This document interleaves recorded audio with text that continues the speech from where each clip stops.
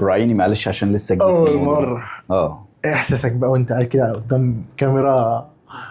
والله يعني بص هو يعني لا سيب نفسك خالص. ماشي. والله سيب نفسك. والله في الاول كنت متشنج. سيب ماشي. نفسك خالص، الموجة هترفعك لوحدها. عارف انت لما تحس ان في حد مراقبك يعني, يعني عادي. انا طلعت على مسرح قبل كده والناس كلها كانت بتبص عليا. ممكن فاهم اللي هو تقول ايه. ممكن لو انا غمست بس الغمزه دي، انا اخدت بالي من نفسي في حاجات. انا بقعد اركز، بقيت بقعد اتفرج على الفيديوهات واقول انا شفتي هنا مش عارف ايه، اصل انا عيني هنا رفت. طب ليه ما حدش اصلا هياخد باله؟ والله واسال مراتي اقول لها هو انا في الحته دي بعمل كذا، تقول لي والمصحف ما اخدت بالي. تحس انك انت راسم وشك برسمه تانية غير الطبيعي. تقعد بقى تركز. انا ما كانش المفروض اتأتأ هنا. انا ما كانش المفروض يا باي. وفي الاخر اصلا ولا حد بياخد باله من الكلام ده، ولا حد بياخد باله. وتقعد في الحقيقه يعني لما تسال بقى الناس ده جميل، ده انت عظمه يا راجل. انا كنت عظمه. طب انت بقى متخيل لو حياتنا كلها متراقبه بالمنظر ده؟ ما حياتنا متراقبه بالمنظر ده. ما حياتنا متراقبه. لا انت تخيل بقى لو الموضوع كان مثلا كلوز شويه، قريب شويه منك، يعني هنبقى عايشين ازاي؟ اللي هو يعني ازاي؟ يعني انت متراقب في كل حته انت بتروحها. الصين كده. انت متخيل الصين كده؟ تخيل انت بقى الصين عامله ازاي. الصين انت تمشي كده في الشوارع تبص تلاقي في عمود في كل نص منطقه، كاميرات باصه يمين وشمال وفوق وتحت وكل الزوايا، ومشغلين فيس ريكوجنيشن في كل حته. ماشي ده حلو عشان يديك سكور. ماشي. لا هو مش عشان يراقبك بس، عشان يديك سكور. شغل بلاك ميرور بقى والكلام ده بجد. يعني بلاك ميرور هو بجد بيطبقه في الصين. في حاجات كتيره من بلاك ميرور اصلا يعني احنا داخلين عليها. يعني بس لا انت بقى متخيل بقى مثلا لو كل واحد معاه الكاميرا بتاعته، وفي حد قاعد بيتفرج عليك في كل لحظه. لا هو ما فيش شخص، ما انت كده هتجيب انا فاهم. لا يعني الموضوع مرعب يعني هو ده زي اللي احنا فيه ده كده دلوقتي، فاهم؟ انت قاعد انت قاعد تمام بالظبط. وفي حد هيتفرج عليك، مع ان انا مش خوفي من الناس اللي مثلا هتتفرج على الفيديو، لا انت خوفك من حته ستاند متعلق فيه موبايل. يعني عادي، سواء انا مثلا انت نزلت الفيديو او ما نزلتوش. بس اقول لك على حاجه والله العظيم، الموضوع في الاول بس بيبقى موتر. بعد كده بتاخد راحتك وبتفنيخ. بقيت بغلط ولا باشا يلا المونتاج موجود. سيبك من المونتاج، حتى لو المونتاج مش موجود خلاص مش مهم. ما انتش بقى فاهم. مش هقول لك بقى انا الخبره يعني الواد اللي عامل 200 فيديو، لكن لا الموضوع بجد بيتحسن ان شاء الله. ربنا يكرمك. فيديو عن فيديو ان شاء الله ربنا يكرمك. القعده دي اسمها ايه؟ بص بقى احنا هنعمل حاجه جديده كده. هنعمل حاجه اسمها قعده اخر الاسبوع. حلو. هنجرب والله. هنجرب مع الناس. عجبتكم قولوا لنا عجبتنا، ما عجبتكوش عادي هنطور. قولوا لنا ايه اللي مش عاجبكم ونطور فيها. وبرضه شاركوا معانا في الاسم، يعني قعده اخر الاسبوع، قعده صحاب. يعني عادي. قولوا مثلا ايه احنا شايفين ان انا كنت بقول اعملها قعده اخر الاسبوع. نيجي كده ننزل لكم فيديو اخر كل اسبوع. معلش المره دي ممكن ينزل يوم السبت بس، بعد كده هنحاول ينزل كل يوم جمعه باذن الله، ونتكلم في كل اللي حصل في الاسبوع بره وجوه في مصر. سياسه، اقتصاد، هنتكلم في العموم. فن والنبي خدني في الفن شويه. نروح فن اي حاجه يعني لو في حاجه مين في الاسبوع. طبعا احنا كلنا عارفين ايه المين الاسبوع ده واللي حصل، فنتكلم فيها ونتفرع لو كل واحد عنده موضوع. لا الاسبوع ده كان مليء يعني، كان في حاجات كتيره. والاسبوع اللي جاي ولسه داخلين على رمضان وبتاع. حدث رئيسي المره دي البستين. الحاجه البستين قلب الدنيا. البستين باشا الدنيا. مع ان بقى الموضوع ده قديم وفي كذا واحد يطلع يقول لي الموضوع ده من 2019 حصل يعني بقى له 6 سنين. 6 سنين. وانت مصدق حوار سيمسون والكرتون والكلام ده؟ لا يعني اصل هو برضو كان عمل سبوت من 2019 او بدايه الالفينات في الموضوع ده. موضوع سيمسون ده انا كنت لسه شفت حلقه عليه. مفيش اي حاجه من دي حقيقيه. هو مفيش مشكله ان هو بعد ما الحدث بيحصل بيعمل البتاع وينزلها عشان الميم، عشان هي تقريبا كانت لطعت معاهم في حدث واحد او في حركه واحده تمام. وبعدين بقوا بداوا يعملوها بقى اللي عاملين سيمسون بتاعت الرؤساء. لا بتاعت الرؤساء اللي هم حاطين ايدهم على الكره الارضيه. اللي كان فيها السيسي ومش عارف ايه. طب هو ازاي رسم السيسي بجد؟ معرفش. فكر فيها كده. معرفش يا باشا دي معموله بعدها. ماشي بس في حاجات كتيره جدا متشابهات يعني. ممكن لا بقول له ده يكون عبث بس لا يعني هو عبث بس احنا بنحب. ما ده اللي انا جاي لك فيه بقى. احنا نموت في العبث. تقول لي كلمني في حاجه مهمه واقعيه بتحصل. لا لا لا لا لا باشا، قول لي ايبستين بهدل كام قاصره، قلع كام، وريني صور بنات قلع. يا عم مفيش حاجه يا جدعان، مفيش. انا لما طلعت قلت مفيش حاجه الدين حد. في واحد دخل قال لي معلوماتك مش صح، روح دور على المعلومات الصح. يا حبيب قلبي، طب رحت ردد عليه، والله رديت عليه، قلت له فين طيب المعلومات قول لي ايه اللي انا قلته غلط. تمام، وانا معاك عادي، انا ممكن اغلط، ما انا بني ادم. ايوه يا عم. بص، يعني هنا الاراء بتختلف وعلى حسب السورس بتاع كل واحد بيشوف منين. مفيش اراء. انا لسه شايف دلوقتي قبل ما اجي عشان نبدا نصور، تمام، كنت بقلب في تويتر، لقيت فيه شويه صور معموله بالاي اي قشطه. قشطه. تمام، موقفين ايبستين معاه بيل جيتس ومعاه واحده ست كده، وتقريبا كان معاه مين اسمه ايه، بيل كلينتون باين. تمام، موقفينهم متصورين، ايبستين ماسك الكاميرا كده وبتصور مع معيز ومعاهم هم الاربعه. تمام، وبعدين جايبهم وهم واقفين، عارف انت الحفلات بتاعت عبدة الشيطان، نار مولعه ورا وهم واقفين، وفي واحد ولابسين الرداء الاحمر ومش عارف ايه. الصور تشوفها، وجايبين ستيفن هوكينج برضه. طب ما ثانيه بقى، بمناسبه الناس والكلام ده، ايوه انا شفت الصوره دي، وجايبين برضه صوره لنانسي عجرم وقدامها ترابيزه وعليها رؤوس بني ادمين طالعه من البتاع. ايوه ودخلوا نانسي عجرم في الماسونيه، في الماسونيه وبتاع والكلام ده كل حاجه. هو كده اي زفت هتعمله، اي حاجه هتتعمل. كان بيعملوا في ايبستين. يا عم فين الادانات؟ مفيش. اصل اسمه اتذكر في الملفات، اهلا وسهلا. يعني مثلا في يوتيوبر ما، تمام، مش مهم، عامل حلقه كامله، تمام، ان السيسي اسمه طلع في ملفات جيفري ايبستين. على دماغ. خلي بالك انت دلوقتي في لو دخلت على موقع الاف بي اي، تمام، هو منزل الملفات، بتخش تكتب اسم الشخص وهو يقوم يطلع لك الملفات اللي موجوده، يطلعها لك كلها. اسم الشخص ده اتذكر كم مره، سواء ليها. تمام. لو دخلت كتبت عبد الفتاح السيسي طالع اكتر من 1000 مره. افتح بقى ال1000 مره دول عباره عن ايه؟ الرئيس عبد الفتاح السيسي. ماشي. تمام. اكتب كده عبد الفتاح السيسي، شوف طالع اكتر من 1000 مره. طالع من 1000 مره بقى في ايه؟ إبستين دخل عمل سيرش على صحيفه CNN بيدور على عبد الفتاح السيسي. عامل هو إبستين، ما هم جايبين السيرش هيستوري بتاع اللاب بتاعه، سحبوا كل البيانات. تمام. فالراجل كان الراجل اصلا علاقاته الدوليه متخلفه. تمام. فكان بيعمل سيرش ليه؟ مهتم هو بالشرق الاوسط. كان ايام لما مصر والثوره بتاعت 30 يونيو واللي حصل والاخوان مشوا، طب هو هيعرف يسيطر تاني على البلد؟ قصص وافلام كده كبيره. تمام. فالراجل كان بيعمل سيرش علشان يقرا مقالات، يقرا راي الصحف في الرئيس عبد الفتاح السيسي. حلو. دي تتاخد وتتحط كوثيقه. انت هتموت وتضحك صح عشان انا قلت الرئيس قبلها. والله عادي عادي والله حبيبنا، والله العظيم حبيبنا عادي.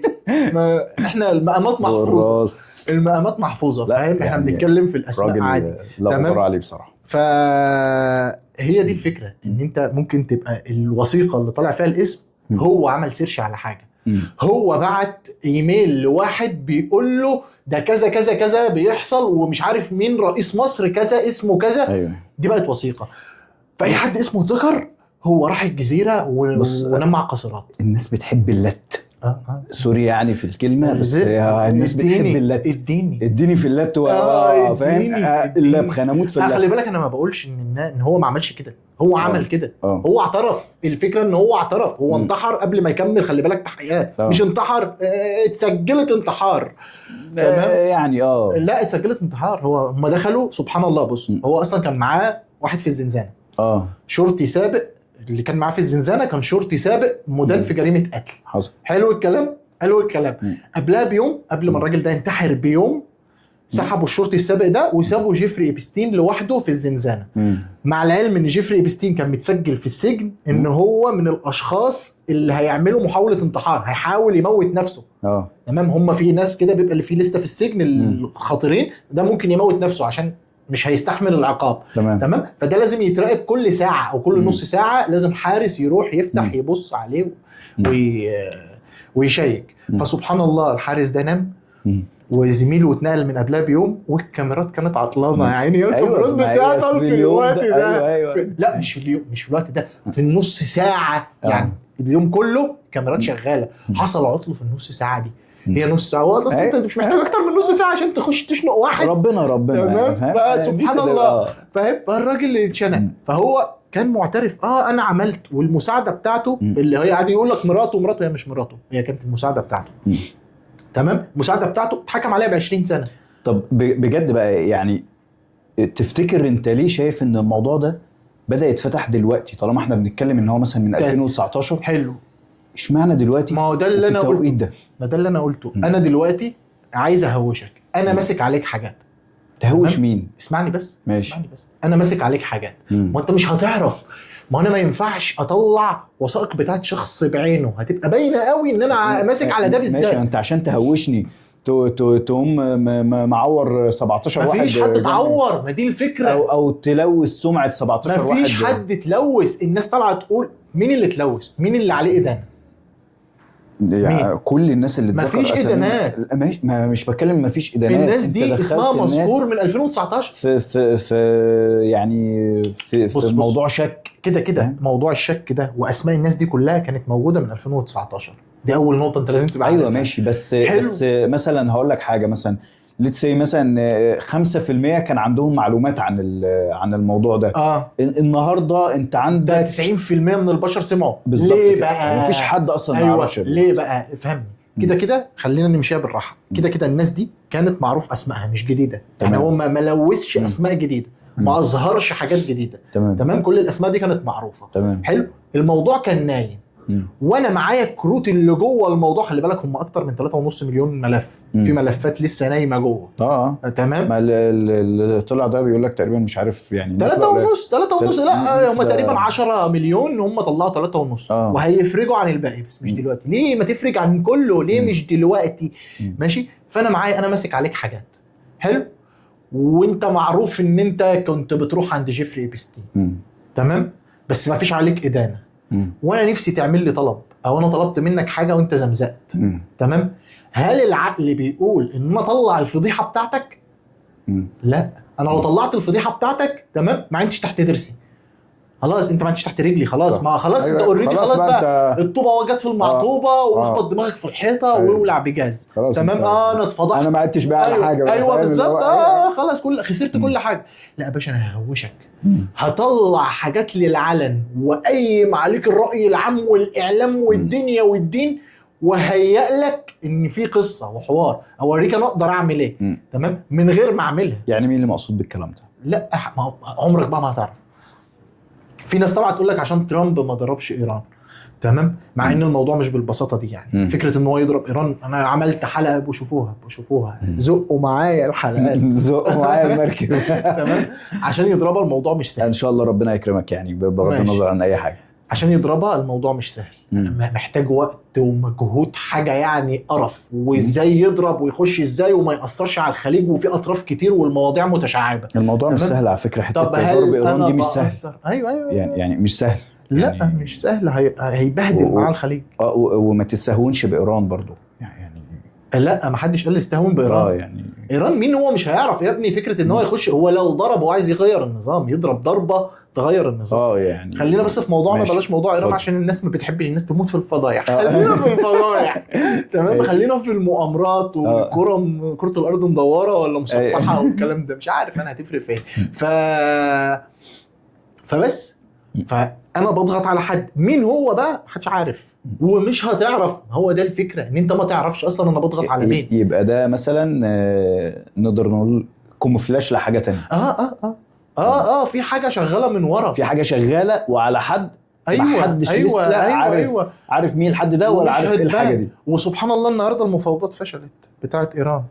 المفاوضات فشلت النهارده الصبح. ان احنا النهارده اهو الجمعه. النهارده الصبح المفاوضات فشلت. كان في مفاوضات في عمان فشلت، والاسطول اتحرك ده هيضربوها. طيب يبقى ايه ده؟ يعني انت كده شايف ان مثلا الكلام ده كله كان متوجه ان هو يهوش ترامب يعني؟ مش شرط، بس مش شرط. يعني بقول لك مش شرط، ما تعرفش. ما نقدرش كله بيقول كده، كله طبعا، ما هي دي الفكره. او في حاجه في المطبخ. يبقى نعمل ايه بقى؟ يبقى نعمل احنا بقى نسيبنا ايوه، اتفرج واستنى للاخر. وبطل تجري ورا الترند في الفاضي، وبطل تفتح الاي اي بقى زفت. زفت، الموضوع زفت. اي حد عايز يفبرك عليك اي حاجه هيعرف يفبركها عليك.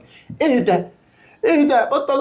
شفت اللي مش عارف ده كانوا عادي. هو ممكن يحط لنا ابستين في النص. ايوه، انت بتاثر يعني ابستين كان وحش. وفي غيره في غيره دلوقتي ولعن منه. ده اللي الناس مش فاهمه. الناس فاكره بس انت يعني تعال نفكر كده من الموضوع من الناحيه العبثيه. لو الموضوع ده فعلا كان بجد، وان في جزيره هو كان بجد فعلا وبيحصل فيها اللي بيحصل ده. ايوه كان بيحصل. الناس دي ايه؟ الناس دي مرضى. كلهم. تخيل يعني معايا.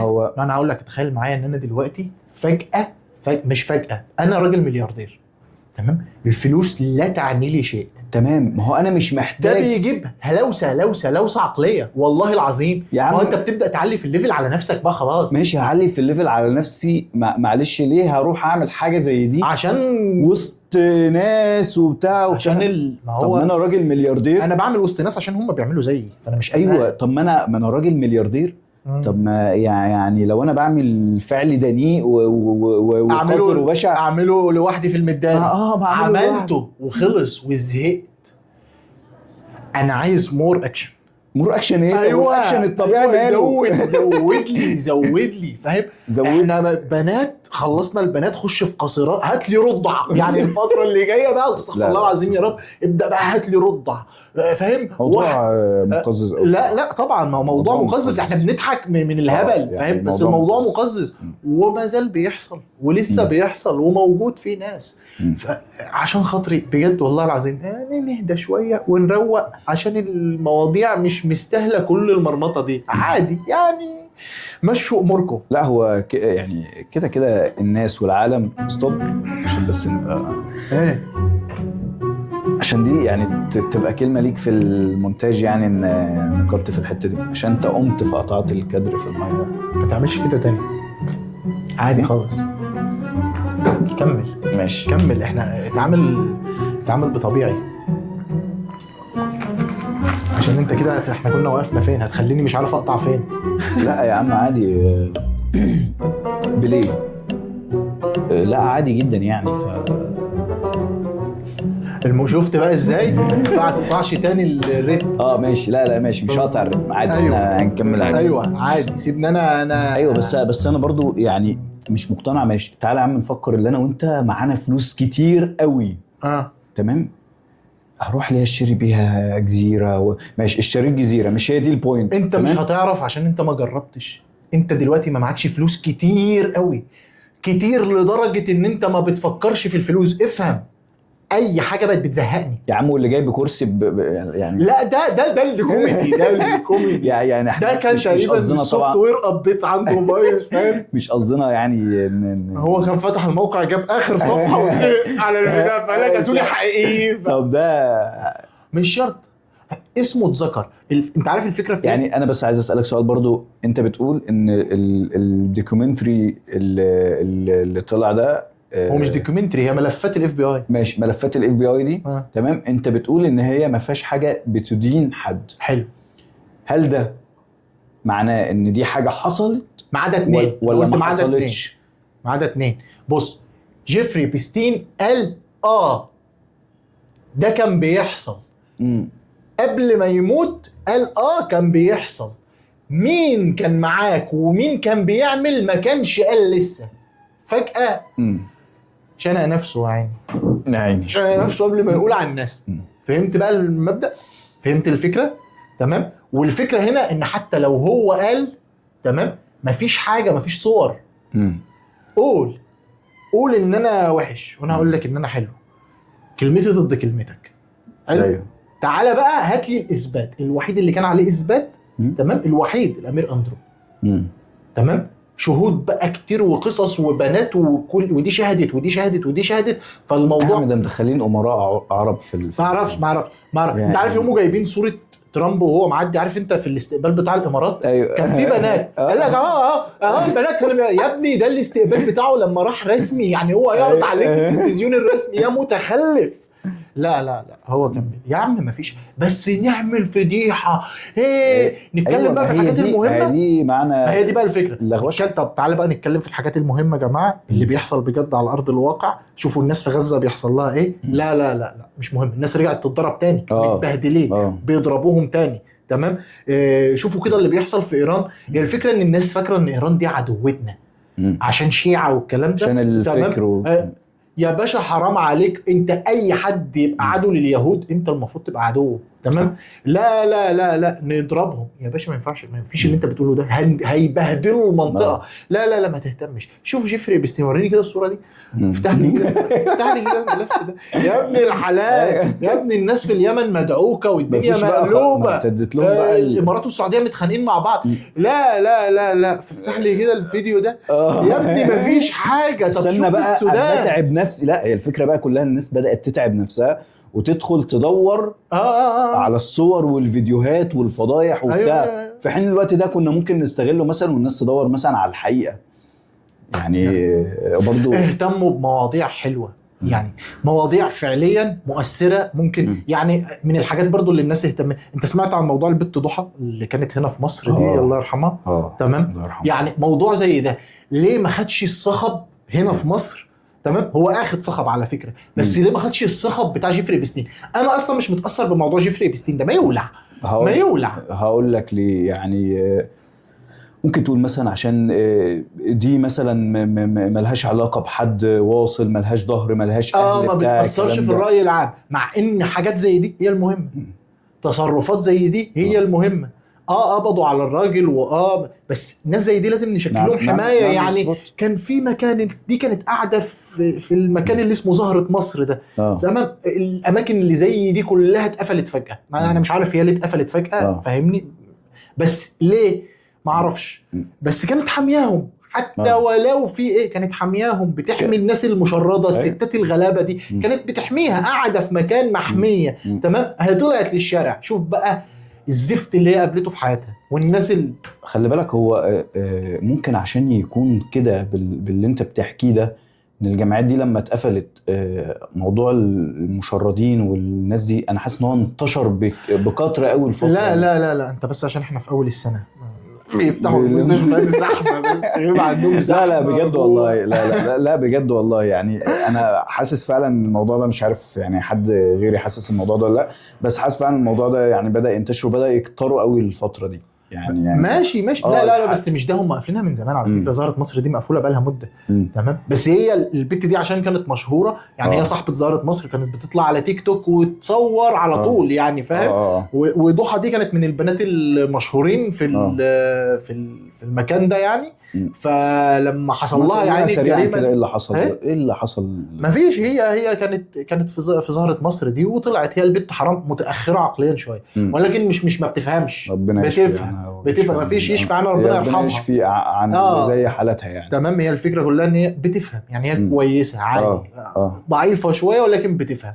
تمام. فتقريبا كانت في اسكندريه. طب مش عارف ايه اللي وداها لغايه اسكندريه. زهره مصر دي اصلا في القاهره. تمام. هي راحت اسكندريه وكان معاها مبلغ فلوس قليله، باين 2000 جنيه ولا 1000 وحاجه. تمام. وتليفون، وبتدور على مكان تبات فيه.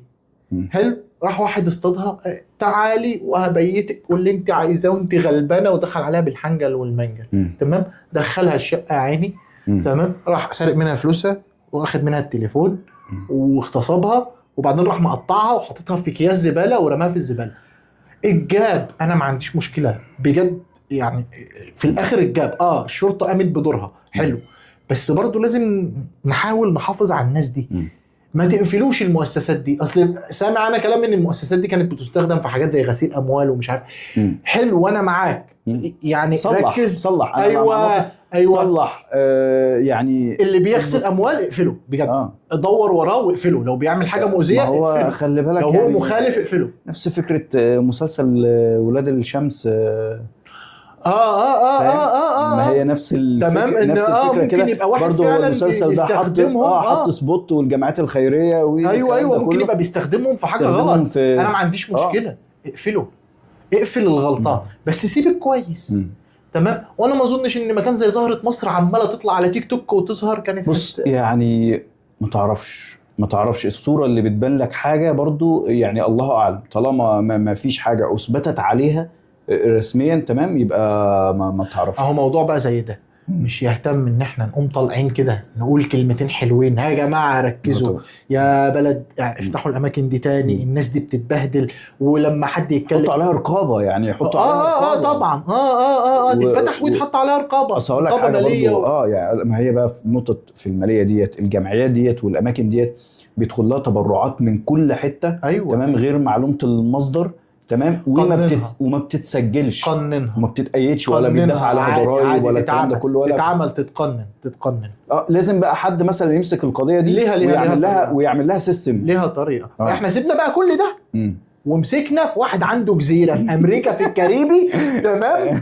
كان بيجيب بنات قاصرات وبندور بقى عارين نفسنا تك تك تك تك سيرش دور اسمك احمد اسامه صاحبي، ولا اشوف اسمك طلع في المستندات. يا ابني ما حدش طلع في يا عم الحاج والله العظيم 3 خوته بس على الفاضي. ليه؟ لا نركز في الحاجات المهمه. لا باشا خلاص. برضو من الحاجات اللي لمست قوي والله، يعني انا بشوف دايما ان الفن ساعات بيعمل سبوت على مشاكل. ايوه طبعا. شوف مثلا موضوع ضحى ده، لو جيت تتبعته هتلاقي مثلا رمضان اللي فات كان زي ما قلنا اولاد الشمس اتكلم في مسلسل لعبه وقلبت بجد. تمام. عمل سبوت بقى. انا ما شفتوش لسه. ما شفتوش الموضوع ده بقى بالنسبه لي. تمام. انا اول مره يعني ماشي، انا اسمع عن اللعبه ولعبه روبلوكس ومش عارف ايه والكلام ده. تمام. بس انا ما اعرفش ان هي اخده الحيز الكبير ده قوي هنا في مصر. بتعمل ايه بقى؟ عشان انا روبلوكس دي بشوفها تحت فيديوهات احمد عبد العاطي. بص ما هو احنا يعني احنا شكلنا بقينا من الجيل اللي هو فاهم، احنا خلاص كبرنا. وبقى في حاجات يعملوا ايه في روبلوكس دي برضه. انت فهمت يعني اصلا هي اللعبه اصلا. تمام. يعني الجرافيكس بتاعها مش عالي، يعني احنا انا عارف فاهم حاجه انا اللي اعرفه ان هي بتنزل تحت الريلز عشان تخليك تركز اكتر. وهي عالم بقى، انت بتكريت شخصيه وبتدخل العالم واوض ومش عارف ايه والكلام ده، وعادي اي حد بتقابله في اللعبه ايا كان المكان بتاعه فين ممكن تعمل معاه كونكشن وتبعت له رسائل وتكلمه ويكلمك طب ما في العاب طول عمرها كده حلو بقى، بس الاكسس فيها سهله قوي. تمام. وانك انت بتشحن مش عارف فيها بفلوس وكوينز وحاجات من كده. يعني سامحوني لو معلوماتي ضعيفه في اللعبه ذات نفسها، بس دي خاصه بجيل. تمام. فانت بتشحن فيها وبتحول روبلوكس من حسابك لحساب حد تاني وبتاع والكلام ده. وبيحصل بقى فيها مثلا اوض ورومز بيحصل فيها حاجات كبيره على عقول الاطفال. انت خلاص ده العالم بتاعك، انت عايش فيه. هو بيوصل الطفل ان هو متعايش في العالم ده. هو هيصحى هيدخل هيروح الملاهي هيروح اوضه النوم هيروح مش عارف ايه الكلام ده، عايز يبني حاجه مش عارف ايه الكلام. تعرف مع الناس، والناس بدات وحد مثلا يهددك يحول لك، ويعني مثلا تحول لي 100 روبلوكس احولهم لك 200 فانا فيقعد يطمعك في الموضوع ده. تمام. الكلام ده عشان كله يوصل معاه لايه في الاخر؟ عشان يوصل بقى معاه مثلا هو فلوس، يهدد الطفل بفلوس، ياخد بقى. ما هو انت مثلا انا اتعرفت عليك النهارده. تمام. طيب اديني مثلا اكونتك بتاع الكلام ده. الناس انا ما اعرفش انت مين. حلو. بس انت مع الوقت انت استنتجت مثلا ان انا طفل صغير ولا حاجه. وانت راجل وانت واحد كبير. يبدا بقى يستغله في حاجات تانية. برضه هو نفس المرض النفسي اللي يعني بص احنا احنا اتكلمنا في 3 مواضيع مختلفة. لو جيت فكرت ايه الاساس بتاعها او ايه العمود اللي رابط ال3 مواضيع دي؟ مرض نفسي. ما هو ناس مرضى امراض نفسية. ايوه. لا يعني احنا بقينا بجد في مجتمع صعب والله بصراحة. بص هنرجع ونقول برضه دي مهمة الاهل.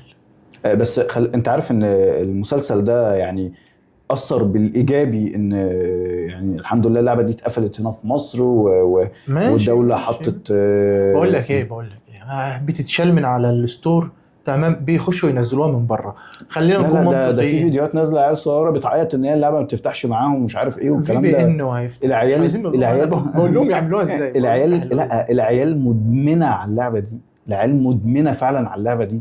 يعني انا تعالى هات كده تاريخنا كله، تمام، هات لنا اي فتره من الحياه في لعبه كانت اتحكمت فينا وخلتنا مدمنين للدرجه دي. يا راجل زي ايه؟ هات لي كده ايه. فاكر زمان انت سيلك رود مثلا؟ ماشي بس كونكر ماشي بس كان لها، طب ما هي ماشي كونكر والحاجات دي ما احنا كنا بنشحن فيها وبتاع والكلام. ايوه بس ما هو برضو التواصل ما كانش بالقوه بتاعت دلوقتي.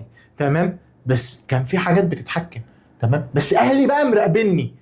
هي دي النقطه بقى اللي انا بكلمك فيها بقى. اهلي مراقبني، معايا فلوس قد ايه، صرفت الفلوس دي في ايه، شحنت لمين، وبعدين جبت فين، قاعد فين. ما كانتش ايزي اكسس قوي كده. أيوة. فاهم انك انت عشان تلعب سيلك رود معلش، يا اما عندك الكمبيوتر بتاعك في البيت فانت قاعد قدام الناس، مش على موبايلك ولا على اللابتوب بتاعك ولا على الايباد، فانت قاعد مستخبي في اوضتك. تمام، وعشان تشحن كنا حوار يعني انت فاكر. ايوه تنزل كان في محل واحد بس في بورسعيد هو اللي بيشحن، فتروح له يشحن لك. لا وكان في بتاع صلاح سالم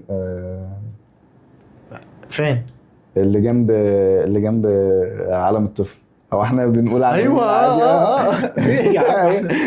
ايوه ما هو ده دبل كليك. ايوه ما هو ده كان الوحيد اللي بيشحن. دبل كليك. ايوه دبل كليك بس هو الوحيد اللي كان بيشحن، فكنت تروح له تشحن من عنده. تمام، ويحول لك السلكات. حلو. ايا يكن برضو اهلك كانوا عارفين ان انت معاك مبلغ قد كده. تمام، خدته. دلوقتي بغض النظر برضو اللي احنا يعني كنا بنلف وندور عشان نجيب فلوس وبتاع والكلام ده. بس كنت متراقب. كان مقصوص عليك. بس بص يعني الرقابه دلوقتي ما عادتش زي زمان. يعني ما تعرفش تعمل رقابه بالمنظر ده. لا تعرف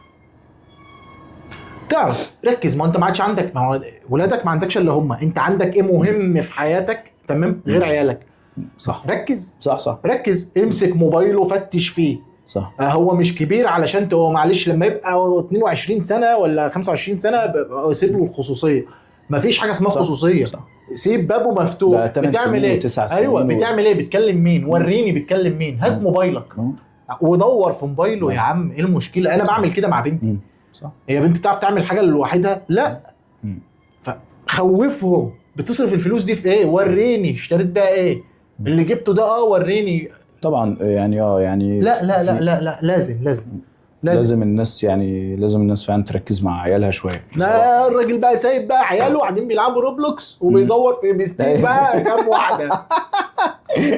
بالسيرش ده يسيرش جوجل عنده جزيره ايبستين والبنات القاصرات. انت عايز ايه من ايبستين والبنات القاصرات؟ انت مالك يا عم. ده بقى اللي احنا عايزين نقوله النهارده. تمام، ان بجد بطلوا تبصوا على العصفوره. يعني فاهم، مش كل واحد يقول لك بص على عصفوره تقوم انت عصفوره حلوه. هو عمال يلعب وراك هنا. اهدى وركز وسيبك من الحاجات اللي ملهاش لازمه والموضوع مش مؤثر عليك. يعني انت لو كنت عرفت او ما عرفتش موضوع جزيره ايبستين ده هتاثر عليك ايه في حياتك؟ ولا اي حاجه. حلو، انت عرفت اثر عليك. واقول لك حاجه كمان معلش، يعني لو جيت حسبتها برضو الناحيه الثانيه، اخد وقت من حياتي ضيعته في حاجه ملهاش اي 30 لازمه. ده اللي انا بقوله بقى. كان الوقت ده كنت ممكن استفاد بيه في اي حاجه مفيده. لا انا بتفرج على ايبستين يا حبيب قلبي. لما يبقى يأثر فعلا ركز على القضايا المهمه. ركز على الحاجات اللي فعلا هتهمك في حياتك. ركز على لكن انزل ايبستين. انا فيديو ايبستين طار في الاول بالنسبه لي انا غلبان لسه في الاول بس طار.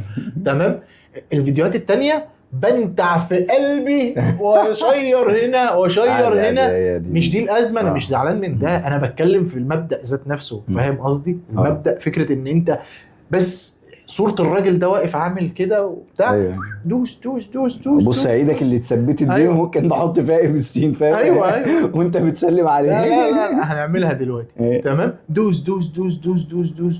طب انا احكي لكم يا جدعان، الذهب موحوح. الناس بتخسر، الناس بتفقد اموالها في حوار الذهب. حوار الذهب ده بقى اصلا كل كام سنه بيحصل نفس اللقطه دي. خلي بالك. ماشي يعني ايا يكن عملت عليه بتاع. خش شوف مصلحتك. خش شيك على فلوسك. اعرف ده بيحصل ليه. تمام، عشان تتعلم في المرحله الجايه. انت لو متابع اللي بيحصل في العالم. الموضوع ده ما جابش معاك. ايوه طبعا ما جابش. يجيب مين يا عم؟ يا عم انا مش عايز حاجه مفيده.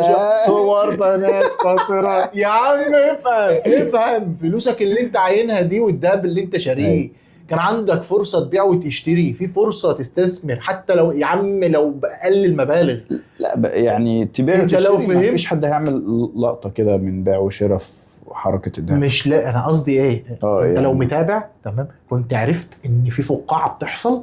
كنت مثلا لو انت ناوي تبيع تمام، انت عندك نيه للبيع، مزنوق في حاجه، بص هو انا دايما مع نقطه إيه في الذهب دي بالذات، ما تستناش فرصه معينه عشان تشتري. لا، معاك فلوس وعايز تشتري ذهب، حلو اشتري. حلو حلو. ما تبصش لسعره انا ما كام بتكلمش النهارده وكان سعره كام الاسبوع اللي فات وهيبقى ايوه سعره لا كام لا بكره. الذهب 5 سنين. انا ما بتكلمش على الذهب بصفه خاصه، انا بتكلم على المبدأ. انت فاهم؟ بص في الحاجات، تابع الحاجات اللي تهمك، تابع الناس المفيده. ما بقولكش ما تستمتعش، ما تقضيش حياتك كلها سياسه ويجي لك اكتئاب يعني لا، حتى الناس اللي بتسليك وبتتفرج عليهم حتى على اليوتيوب عشان تعمل لك حاجه مسليه تمام، ما تبقاش مسليه بهبل. يا جماعه اتفرجوا على الراجل ده بيعمل حاجات مهمه والله العظيم. ركزوا معاه واتفرجوا معاه والله ان شاء الله يكسر الدنيا. اتفرج على حاجات مفيده حتى لو في انا بتفرج على ناس كتير بتعمل انترتينمنت على اليوتيوب تمام، بس ما بيسحلونيش بره ما بيطلعونيش يسحلوا مخي في موضوع 3 ايام في موضوع هبل. لا، حلقه نص ساعه ساعه ضحكنا وهزرنا واتبسطنا تمام ماشي، يلا اقفل بقى، ارجع بقى لحياتك المهمه. ركز في الحاجات المفيده، الحاجات اللي هتأثر عليك عشان شغلك يتطور، عشان طور من نفسك، طور من ايوه عشان مخك يزيد. وده اصلا اللي انا عامله. انا هنا انا كان ممكن اطلع نهلس، والهلس مفيش اسهل منه، وافضل بقى اعلي على نفسي، على نفسي، وهجيب وبسرعه وهطير وهعمل كل اللي نفسي فيه تمام. بس ليه؟ لا انا قلت كم بيضه على كم بودره وكبسوا لي والنبي كبسوا وهنكبس وهتبقى هيصه تمام. بس لا يا عم انا مش عايز اعمل الكلام ده تمام. عايز الناس افهم. مش عايز ارخم عليك، مش عايز ابقى رخم، مش عايز احرق لك في الموضوع، مش عايز امسك موضوع افضل افرك لك فيه 500 مره واحكي لك الحق ده مش عارف مين بيعمل ايه، الحق ده نفس الموضوع اصلا عمال الف وادور حواليه. لا يا عم انا هعمل لك فيديو عن موضوع واحد تمام، افهمه وكمل في حياتك عادي، ما تقعدش تشغل دماغك. هم كلهم 15 20 دقيقه، اسمع الموضوع افهمه عشان يبقى في دماغك تمام. وموضوع مع موضوع الثقافه تراكميه، هتلاقي نفسك بدات تبقى واعي، بدات تبقى فاهم الدنيا، بدات تبقى احسن، بدات تبقى عارف تاخد قرارات احسن في حياتك. بس ببساطه وبسهوله من غير تعقيد. أيوة. فاهمني؟ بس هو ده في الاخر نقول الظروف ومش الظروف ومش عارف ايه وكلام. ايوه ما انت اللي ما كنتش مركز، ما انت اللي مش متابع. لا سيبك بقى من الناس اللي فاهم، سيبك من مين اتحبس ومين خدت صوره ومين انا شايف خطيبها كان زعلان منها فراحت عملت له انفولو فسابوا بعض. كل ده وقت ومجهود ضايع على الفاضي. على ايه؟ ركز في نفسك بقى والله العظيم. واستثمر وقتك في اي حاجه. ركز في نفسك يا عم، ما تتفرجش عليا. في ناس كتير مفيده فاهم، شوفهم وعادي. لا ويفكر في مستقبله وفي حياته. ايوه يعني طور من نفسك بجد بس. والله العظيم. ايوه بدل ما تضيع وقتك في فرص. ومحدش معلش مع احترامي للجميع، محدش يقول لي ان مفيش فرص والدنيا صعبه والدنيا وحشه. الدنيا صعبه انا معاك، بس صعبه بقى هنقعد نتفرج عليها. أيوة. ونقعد نضيع وقتنا ومش عارف، وانا بقعد اتفرج على حاجات ملهاش اي لازمه وبتاع الكلام ده. فنولول الدنيا صعبه، نولول ولا نحل؟ لا حل نحارب يعني. مش هنحل، نحارب يا عم. بلاش تحارب. ليه نحارب؟ لا تحارب حرب نفسي يعني. ماشي ماشي خطوه بخطوه. ابدا بالراحه، ابدا شيل الحاجات اللي مش مهمه من حياتك ودخل حاجات مهمه، دخل حاجات جديده. ايوه مفيده. جديده مفيده. شوف مثلا السوق محتاج ايه، السوق متعطش لايه بتاع الكلام ده، ابدا خش فيه واستثمر وقتك ومجهودك فيه وبتاع الكلام ده. وما تزهقش من اول اسبوع، عشان في ناس بتقيس التطور بتاعها بالاسبوع. لا انا اول امبارح، انا من اول امبارح وانا يا ابني مفيش الكلام ده. استمر مدة طويلة استمرارية تمام على كل اللي انت بتعمله. ما بقولكش اعمل مشروع دلوقتي، لا استمر في ان انت تنقل وعيك من مكان وحش، من انت مهتم بحياة الناس واهتم بحياتك. تابع اللي بيحصل في الدنيا علشان وشوف ده هيأثر عليك ازاي. صح. شوف انا اقدر اعمل ده. هنفضل نهدي. خلي بالك يعني احنا مش بنقول الكلام ده واحنا مثلا رول موديل للكلام ده. لا يعني لا انا فاهم يعني اكيد احنا مرينا بالكلام ده، والواحد لسه لحد دلوقتي بيمر. بس يعني العبثيات اللي في الحياة كترت قوي. حاول على قد ما تقدر. بالظبط. هي الفكره كلها ما بقولكش ما تعبسش كده كده، العبث جميل، كلنا لازم يبقى في وقت تعمل كده تقعد بتتفرج على هبل، بس ما تخليش الوقت ده هو الوقت الاساسي بتاعك، ما يحرقكش. تمام، لا خلي في حاجات اساسيه مهمه بتفرج عليها، وفي نص ساعه في الاخر بعبس كده بسمع اي حاجه. ايوه اصل يعني مش كلنا هنبقى زويل، ومش كلنا هنبقى لا انا ما بقولش زويل مع احترامي بالالقاب. لا انا يعني فاهم، لا عشان الناس ما تفهمش اللي احنا فاهم، بنوجه الناس للطريق ده، فاهم؟ لا خليك طبيعي، خليه طبيعي مش تافه. انا بس ده اللي انا عايزه، ما تبقاش تافه، خليك طبيعي. مش عالم ومش تافه، عادي في النص. فاهم؟ ده في ناس النهارده تروح تتكلم معاهم هم مش عارفين اي حاجه في اي حاجه خالص، هو مش متابع غير الترند اللي على تيك توك. لو جيت اتكلمت معاه مش عارف في الاغنيه والمش عارف ايه متابع شفت مش عارف مين دس مين يا ابني، مالك انت ومال دسه ما يدسوا بجد والله ما يدسوا. خليك في نفسك يا عم، سيبه هو يدسه وانت خليك في نفسك. لا ازاي ركز في حاجه، دس نفسك دس نفسك والله. بص كانت قاعده حلوه حبيبي يا حموده، والدنيا جميله والله العظيم يعني. ونشوف كده الناس هتقول ايه، قولوا لنا كده رايكم. الدنيا حلوه، الكلام حلو، هنحاول نطور كل مره، هنحاول نجيب المواضيع اللي بتدور واحنا داخلين على رمضان والمسلسلات، وبص ترندات للصبح هنكيف. يعني هنخلي الكلام ده في الاسبوع الجاي ان شاء الله. ان شاء الله يعني هنجرب. قولوا لنا كده انتوا رايكم ايه في الحلقه وفي الدنيا. احنا حاولنا ننقل، يعني احنا بنصور بره، فقولوا لنا ايه رايكم، ولو في حاجه محتاجه تتعدل قولوا لنا برضو محتاجه تتعدل. وبس كده، نشوفكم الاسبوع الجاي. سلام.